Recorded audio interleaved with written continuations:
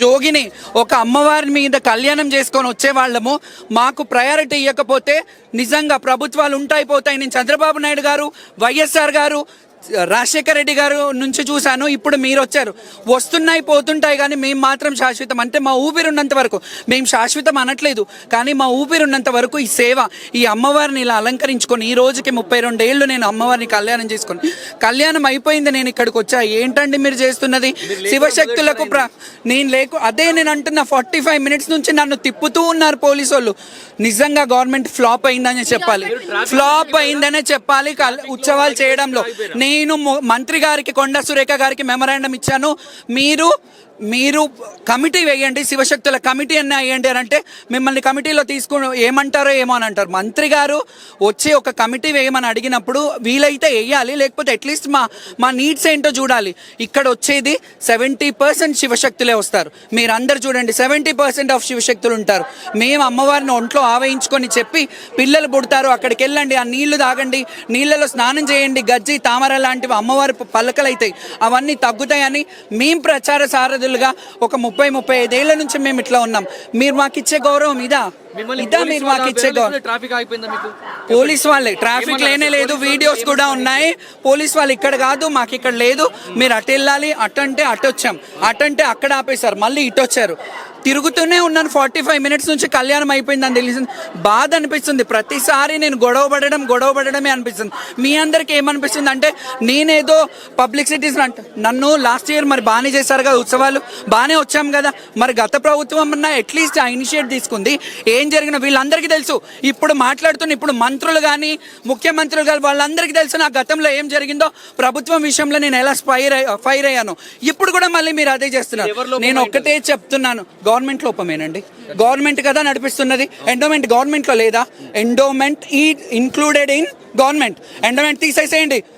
Endowment అవసరం లేదు. Endowment ఏ temple వాళ్ళు ఉత్సవాలు చేసుకుంటారు. పోలీస్ శివశక్తులకు ఎలాంటివి కావాలని మీరు అనుకుంటారు? ఏం కావాలమ్మా? గత 5 ఏళ్ల నుంచి 6 ఏళ్ల నుంచి ఇదే గొడవ. శివశక్తులకు ప్రత్యేకమైన క్యూ లైన్లు అయినా పెట్టండి, అట్లీస్ట్ మా గుర్తించే వాళ్ళని. ఇప్పుడు మేము సీనియర్స్గా ఇన్నేళ్ల నుంచి ఉన్నాము, అట్లీస్ట్ మమ్మల్ని గుర్తించి మాకు ఆ ప్రయారిటీ ఇచ్చి, అరే వీళ్ళు పాత వాళ్ళు కదా. ఇప్పుడు ప్రోటోకాల్ వచ్చాయి. లాస్ట్ ఇయర్ ఎవరు ప్రోటోకాల్స్ వచ్చాయి? ఎంతమంది వచ్చారు లాస్ట్ ఇయర్ వచ్చిన మంత్రులు, ఎమ్మెల్యేలు ఉన్నారా ఇక్కడ? వీళ్ళు కూడా అట్లనే పోతారు నెక్స్ట్ టైం. ఇది చాలా తప్పు. ప్రభుత్వం ఇప్పటికైనా సర్దిపుచ్చి ఒక కమిటీ వేస్తారా? లేకపోతే కమిటీలో మమ్మల్ని, ఇప్పుడు అడుగుతున్నాను నేను, కమిటీలో మమ్మల్ని కూడా మెంబర్ చేయాలి. మీరు మా అధ్యక్షతలనే కమిటీ వేయాలి. ఎందుకంటే మమ్మల్ని తీసుకొని కమిటీ వేయండి. ఐఏఎస్లో ఐపీఎస్లోకి ఏం తెలుసండి బోనం బూది వేయడము, బొట్లు ఇట్లా చేయాలని. ఐఏఎస్లో ఐపీఎస్లను పెట్టి కమిటీలు వేస్తారు. మా శివశక్తులని, ఒక పోతురాజుని, అవగాహన ఉన్న సీనియర్స్ని ఈ కమిటీలలో వేస్తే అట్లీస్ట్ పండగ బాగా సాగుతుంది.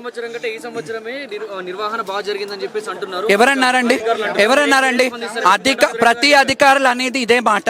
ప్రతి అధికారులు అనేది ఇదే మాట అండి. ప్రతి వాళ్ళకి బాగుంటాయి అని అనుకుంటారు, కానీ మేము చెప్పాలా? జలానాలు అడగండి.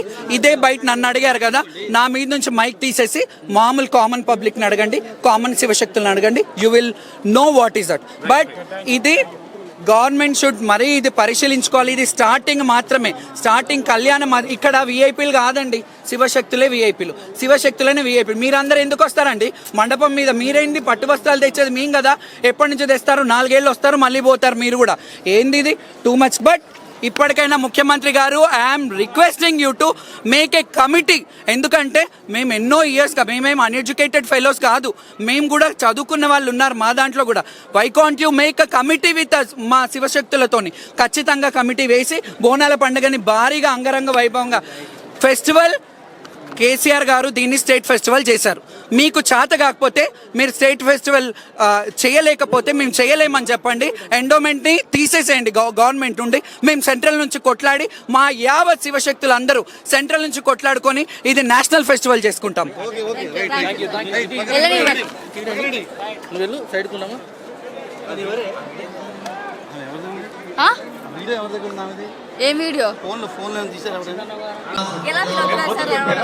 బల్కంపేట అమ్మవారి కళ్యాణ సందర్భంగా ఈరోజు వస్తున్నటువంటి భక్తులకు అందరూ కూడా హృదయపూర్వకమైనటువంటి శుభాకాంక్షలు. ఉదయం నుంచి కూడా మనం చూస్తూ ఉన్నాం, ఎంతో భక్తి శ్రద్ధలతో ముఖ్యంగా మహిళలు, యువకులు చాలా పెద్ద ఎత్తున అమ్మవారి దర్శనానికి వస్తూ ఉన్నారు. దేవాలయ కమిటీ తరఫున కూడా చాలా మంచి ఏర్పాట్లు చేయడం జరిగింది. పోలీసులు కూడా మంచి ఏర్పాటు చేశారు. అందరికీ ధన్యవాదాలు. నేను ఈ సందర్భంగా అమ్మవారిని కోరేది ఒకటే, మంచి వర్షాలు రావాలి, మంచి వ్యవసాయము మరి పాడి పంటలతో ప్రజలందరూ సుఖ సంతోషాలతో ఉండాలి. ఏ రకమైనటువంటి ప్రకృతి వైపరీత్యాలు రాకూడదు, ఏ రకమైనటువంటి అనారోగ్యం రాకుండా అన్ని వర్గాల ప్రజలు కూడా సుఖ సంతోషాలతో ఉండే విధంగా అమ్మవారు మనందరిని ఆస్వాదించాల్సిందిగా కోరుతా ఉన్నాను. ఇదివరకు ఎప్పుడు జరిగిన రీతిలో ఈసారి జరుగుతుంది. ఎలా ఇదివరకు ఎప్పుడు ఇంత ఘనంగా జరిగిన ఉత్సవాలు ఈసారి జరుగుతున్నాయి, ఎలా ఫీల్ అవుతుంది? చాలా సంతోషం. ఈసారి బాగా జరుగుతుందని చెప్పాను కదా. అదేవిధంగా కేంద్ర ప్రభుత్వం నుంచి కూడా ఒక 4.5 కోట్ల రూపాయలు ఈ దేవాలయ అభివృద్ధి కోసము మరి మంజూరు చేసి ఇవ్వడం జరిగింది. త్వరలోనే దానికి సంబంధించినటువంటి డెవలప్మెంట్ పనులు కూడా వెంటనే ప్రారంభించాల్సిందిగా రాష్ట్ర ప్రభుత్వాన్ని కోరుతా ఉన్నాను. కేంద్ర ప్రభుత్వం ఎప్పటికే మంజూరు చేయడం జరిగింది 4.5 కోట్లు ఈ దేవాలయ అభివృద్ధి కోసం నా సికింద్రాబాద్ కాన్స్టిట్యున్సీ. దాన్ని కూడా వెంటనే రాష్ట్ర ప్రభుత్వము ఆ యొక్క అభివృద్ధి కార్యక్రమాలను ప్రారంభించాల్సిందిగా కోరుతున్నాను. Thank you sir, thank you so much. మరి బల్కంపేట అమ్మవారి కళ్యాణం సందర్భంగా దర్శనం చేసుకోవడం జరిగింది. చాలా సంతోషంగా ఉంది, అదృష్టంగా భావిస్తున్నాను. మరి ఆ అమ్మవారి ఆశీర్వాదాలు దేశ ప్రజలందరికీ ఉండాలని కోరుకున్నాను, ప్రార్థిస్తున్నాను. ఈసారి ఏర్పాట్లన్నీ కరెక్ట్గా ఉన్నాయనుకుంటున్నారు మేడం? అంటే కొన్ని చిన్నపాటి లోపాలు ఉన్నాయని చెప్పేసి అంటున్నారు. దాని గురించి మీరే స్పందిస్తారు? మరి భక్తులు చాలా పెద్ద సంఖ్యలో వచ్చారు కాబట్టి ఏర్పాట్లు కొంచెం ఇంకా బాగా చేసుంటే బాగా అనిపిస్తుంది. ఏమైనా చేంజెస్ చేస్తారా మేడం మరి ఇందులో చూసి స్పందించి? తప్పకుండా నేను ఇది కిషన్ రెడ్డి గారికి చర్యలేండి. నేను తప్పకుండా ఈ విషయం కిషన్ రెడ్డి గారి వరకు చేరవేస్తాను. మరి అయితే ఇప్పుడు ఇంకోటి ఏంటంటే శివశక్తుల విషయంలో వాళ్ళు అసలు ఈసారి కేర్ చేయలేదు. వాళ్ళు రాకముందే కళ్యాణం కంప్లీట్ అయిందని చెప్పేసి వాళ్ళు కొంచెం ఆగ్రహంగా ఉన్నారు. వాళ్ళ విషయంలో మీరు ఏమంటారు? సారీ, నేను దాని గురించి మాట్లాడలేను. Thank you madam.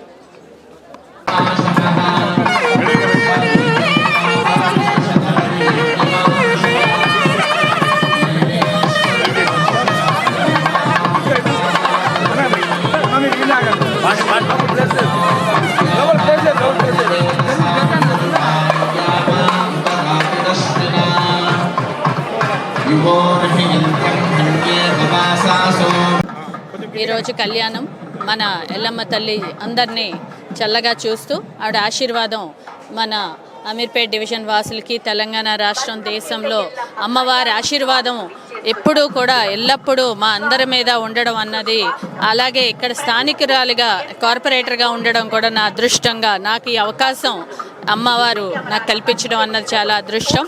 ఈ అమ్మవారికి చాలా ప్రాచుర్యత ఉంది.